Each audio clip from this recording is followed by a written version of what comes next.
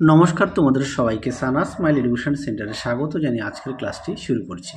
আজকে তোমাদের সঙ্গে আলোচনা করব তোমরা যারা ষষ্ঠ শ্রেণীর ফার্স্ট ইউনিট টেস্ট পরীক্ষা দেবে 2025 সালে তোমাদের জন্য নিয়ে চলে এসেছি ভূগোল বিষয়ে মডেল নম্বর 5 অর্থাৎ 5 নম্বর স্কুলে যে সমস্ত ছোট ও বড় প্রশ্নগুলি আছে সমস্ত প্রশ্নের উত্তরের সমাধান করে দেখাবো। চলো দেরি না করে মূল বিষয়ে যাওয়া যাক। দেখো, একে আছে সঠিক উত্তরটি নির্বাচন করে লেখো। এক জায়গায় আছে সৌরজগতের শীতলতম গ্রহ, সঠিক উত্তর হবে অপশান ডি ইউরেনাস। 2 আছে সূর্যের ভিতরের দিকের উষ্ণতা প্রায়, সঠিক উত্তর হবে অপশান বি। 3 আছে পৃথিবীর নিরক্ষীয় ব্যাস, সঠিক উত্তর হবে 12,756 কিমি।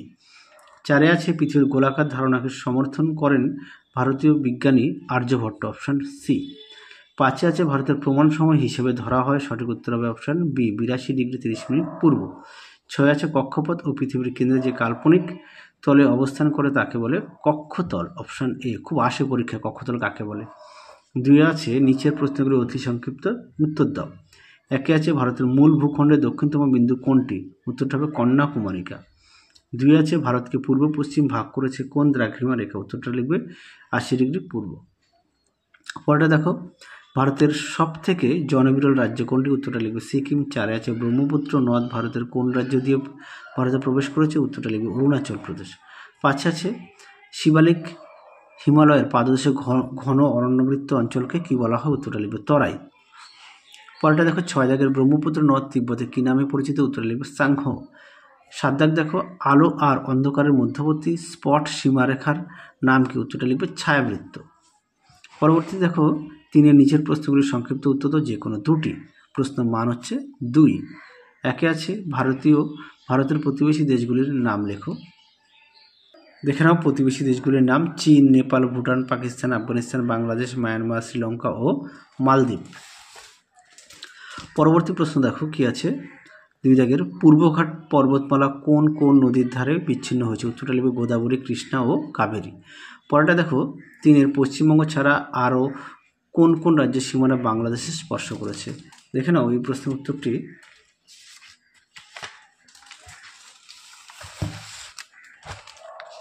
অসম, মেঘালয়, ত্রিপুরা, মিজোরাম রাজ্যের সীমানা বাংলাদেশকে স্পর্শ করেছে।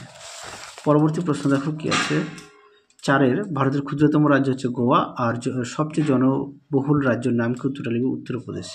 4 দেখো কি আছে, নিজের প্রশ্নগুলি সংক্ষিপ্ত ব্যাখ্যামূলক উত্তর দাও। প্রশ্ন মান হচ্ছে 3।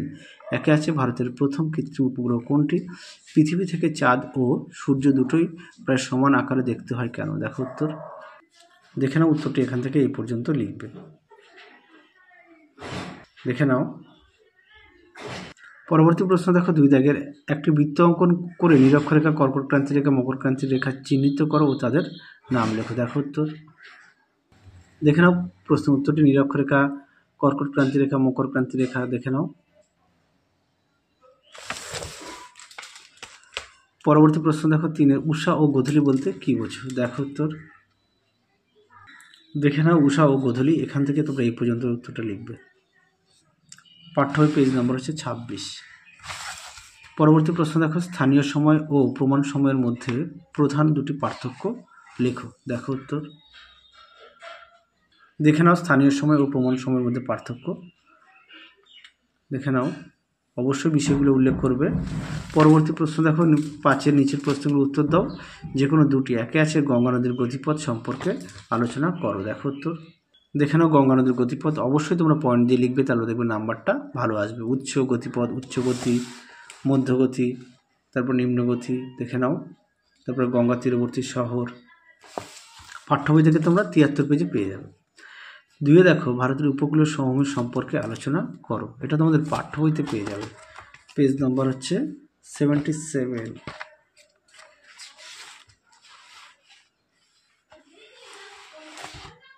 দেখে নাও প্রশ্ন উত্তরটি সুন্দর করে দেওয়া আছে, দেখে নাও। পরবর্তী দেখো, 3 মধ্যভাগের উচ্চভূমি ও পূর্ব ভারতের উচ্চভূমির ভূপ্রাকৃতিক বিভাগ ও নদ নদীর নাম লেখো। তারপরে দেখো কয়াল কাকে বলে, এটা আগে দেখাই। দেখো দেখে নাও পূর্ব ভারতের উচ্চভূমি, দেখে নাও সুন্দর করে দেওয়া আছে, তোমরা এখান থেকে এই পর্যন্ত উত্তরটা লিখবে। পরবর্তী দেখো কি আছে, কয়াল কাকে বলে, দেখে নাও। দেখে নাও কয়াল কাকে বলে, এখান থেকে এই পর্যন্ত উত্তরটা তোমরা লিখবে। শেষ প্রশ্ন দেখো, হিমাদ্রি ও শিবালিকের ভূপ্রাকৃতিক বিবরণ দাও। দেখে নাও হিমাদ্রি, এখান থেকে এই পর্যন্ত লিখবে। তারপর কি আছে শিবালিক, দেখে নাও এখান থেকে এই পর্যন্ত লিখবে। পাঠ্যবইতে পেজ নম্বর 71-72। পরবর্তী দেখো, কৃষ্ণা ও কাবেরী নদীর উৎসের নাম লেখো। দেখে নাও কৃষ্ণা হচ্ছে পশ্চিমঘাট পর্বতের মহাবালেশ্বর, আর কাবেরী হচ্ছে কর্ণাটকের ব্রহ্মগিরি। এখান থেকে তোমরা পরীক্ষায় পাবে উৎস, তোমরা এই ছকটা ভালো করে পড়বে। তাহলে চলো, তোমাদের এই 5 নম্বর মডেল সেটের যে সমস্ত প্রশ্নগুলো ছিল সমস্ত প্রশ্নের উত্তর আমরা সমাধান করে দেখিয়ে দিলাম। তোমরা অবশ্যই বাড়িতে ভালো করে পড়বে। তাহলে আজকের মতো এখানে সমাপ্ত করছি, আবার দেখা হবে খুব শীঘ্রই তোমাদের পরবর্তী ভিডিওতে। তোমরা সবাই সুস্থ থেকো, ভালো থেকো। আজকের মতো টাটা।